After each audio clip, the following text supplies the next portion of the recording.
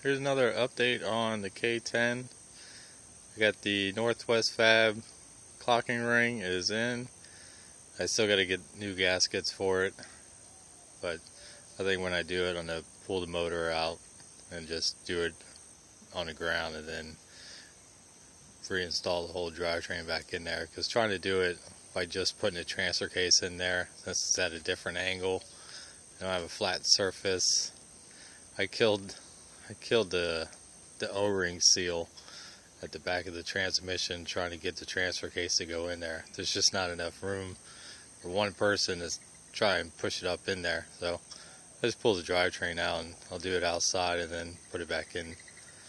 But at least it's in there. I was reading on the 52-inch spring swap or 56, whatever it is. I was just kind of looking at what they were getting out of moving the axle forward on it. So I went with that idea on the front spring mounts, and I moved the front axle 2 inches forward. Still use the spring mounts for the front and the rear. I just kind of changed it a little bit.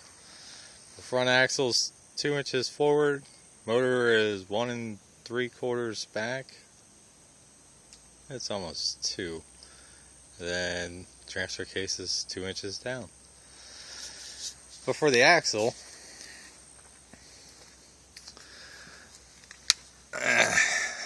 originally this would be, the bolt hole would be pretty much right in the middle of that, and then it's bolted there and then bolted there. So I looked at, I think it's DIY 4x4 sells a 52-inch spring swap bracket, which includes all this, but I don't think it's wide enough for the front springs. So I was going to call them, but let me see what I can do. And I ended up taking this radiator support mount, since 2 bolts hold the front of this and 2 bolts hold the rear of it. This is more like an arch, so I ended up heating the bottom of this bracket up, and then I leveled it off and then just added a little arch in the front so that it would match this, because this is flat and then arches down. So I contoured this box to match the top of this and kept this in the same spot, moved this forward. I filled in the 2 holes that are there from the factory, because I needed 2 more holes just behind it, which would make it one big oval hole. So I welded them shut. There's also a V-cut in this plate on the bottom where the bolts go. I filled that in, so now it's one solid flat bottom. Then just re-drilled the holes. And since this doesn't match very well to the frame,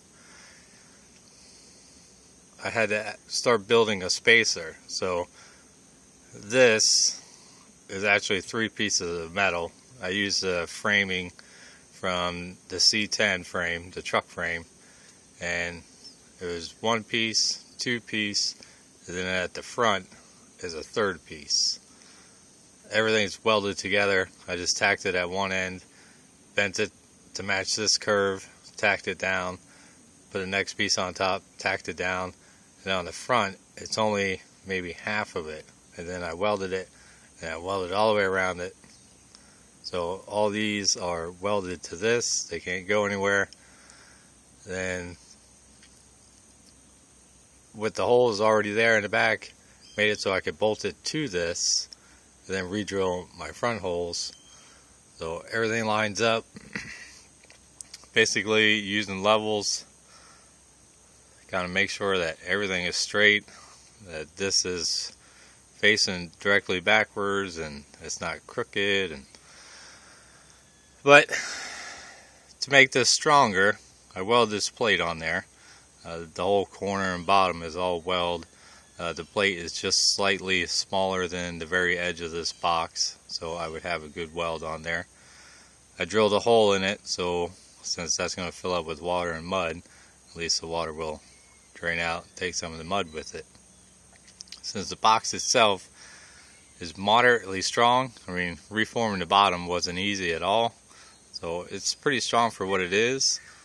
But since this originally was supported by two pieces, I mean both of them at an angle, kind of made it pretty strong, so I needed to duplicate that into this box. So I welded this factory bracket, as welded all along the side of it.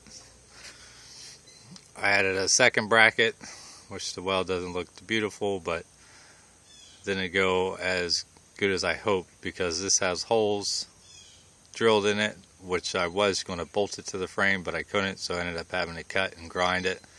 So it's a real wavy piece of metal, so the weld looks just as wavy and ugly.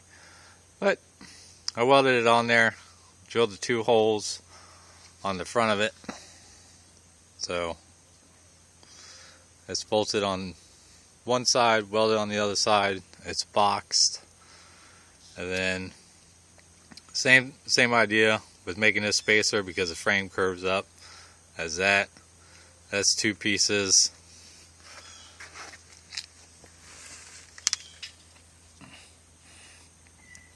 And then it's two pieces halfway. This is all fully welded all the way around it. And then same is still the C10 frame. I just needed a little bit, so I stretched it just past the bottom of the spring mount, because the spring mount itself only rests on these little pads.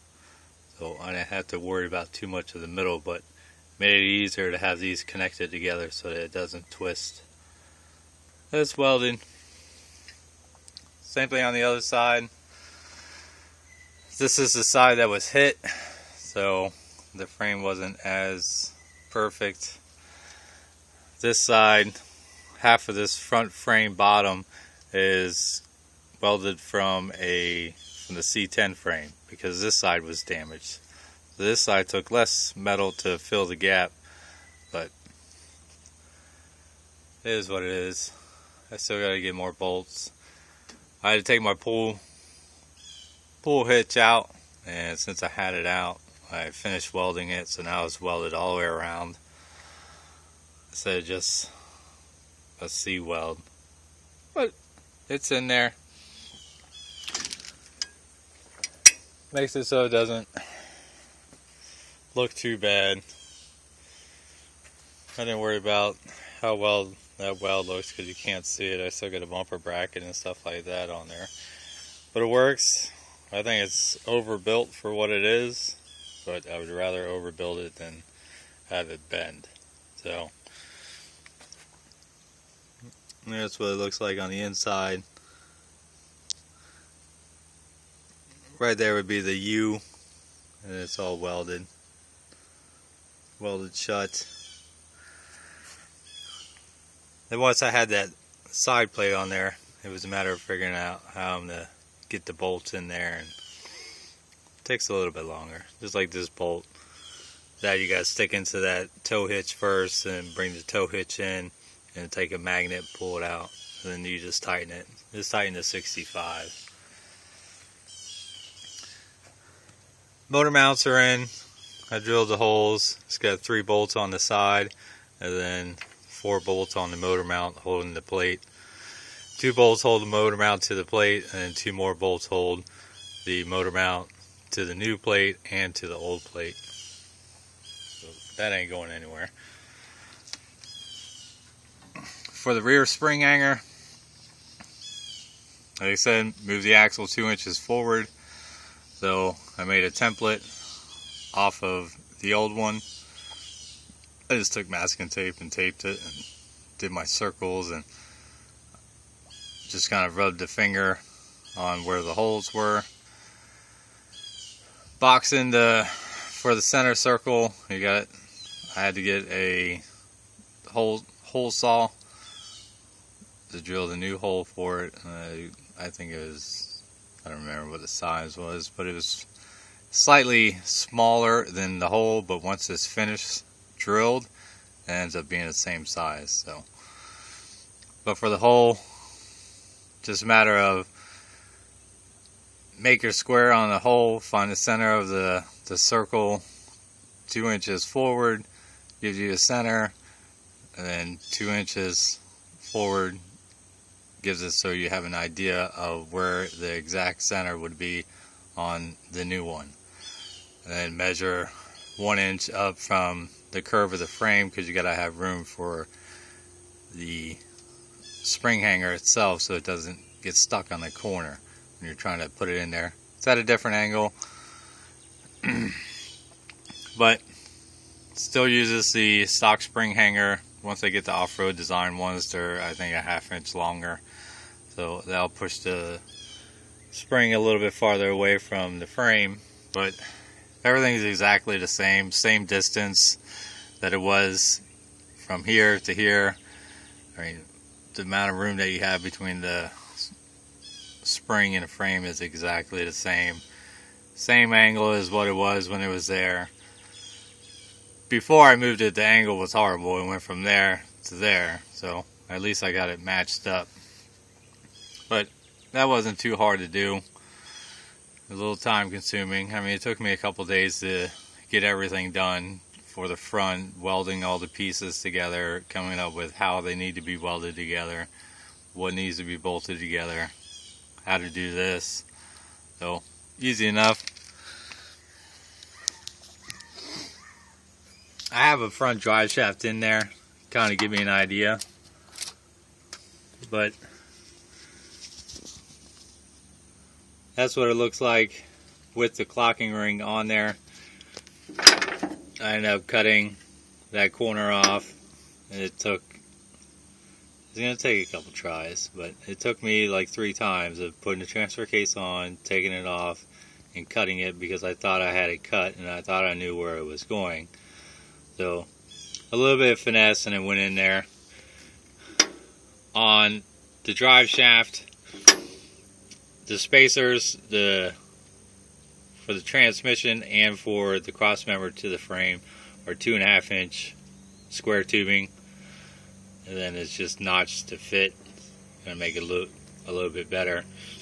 But with the old drive shaft, which has a double cardan in it, my closest point at the very most is 1/4 inch, and considering as the truck goes up in the air, I mean, it's only going to get bigger, because the angle that the drive shaft comes out, instead of shooting upward like it was in a stock position, now it shoots the axle towards the passenger side. So this actually, you can see the angle that it goes. So the fact that it's a 1/4 inch gap, I'm not worried about. I find it highly unlikely that it would ever hit, regardless. I mean, how much can a 12 inch spring flex? How much can an 8 inch spring flex? But for something smaller than that, it's going to take a little bit more grinding. But it's still bolted to the factory mount. I just had to clearance it a little bit. I think I took maybe 3/8 off of it, but I still got plenty of room on it. I contoured it around so it kind of looks a little smaller, but it's really not. It still has a thick amount of metal in there, and with that support underneath it, instead of just the ears of the mount itself resting on the transmission mount, at least the whole bottom of the transmission mount rests on the transmission mounts.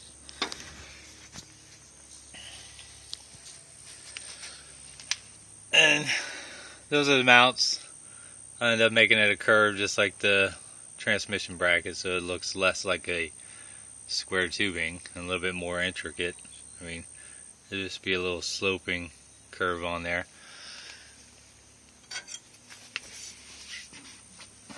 I got a little template. I end up making it look like that, so it looks less like a piece of square tubing.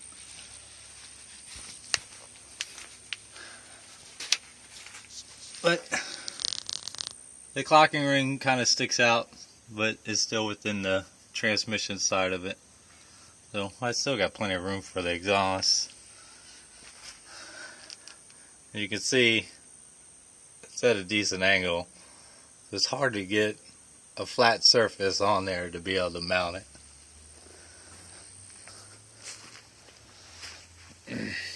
But it's in. Final drive shaft.